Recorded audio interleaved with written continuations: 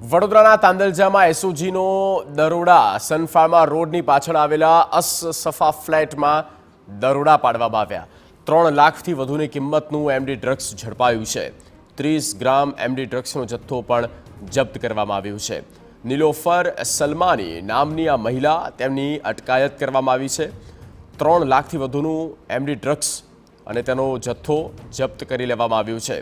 30 ગ્રામ MD ડ્રગ્સનો જથ્થો હતો જેને જપ્ત કરી લેવામાં આવ્યો છે। નિલોફર સલમા નામની આ મહિલા જેની અટકાયત કરવામાં આવી છે। હવે ક્યાંથી આ ડ્રગ્સ લાવવામાં આવ્યું હતું તેને લઈને વધુ પૂછપરછમાં વિગતો સામે આવશે।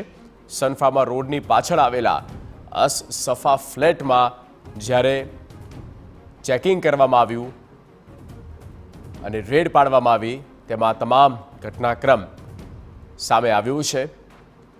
વડોદરાથી આ મહત્વપૂર્ણ સમાચાર, જ્યાં નિલોફર સલમા નામની મહિલાની અટકાયત કરવામાં આવી છે। સનફાર્મા રોડના અસસફા ફ્લેટમાં દરોડા પાડવામાં આવ્યા, જેમાં 3 લાખથી વધુનું કિંમતનું એમડી ડ્રગ્સ ઝડપાયું છે।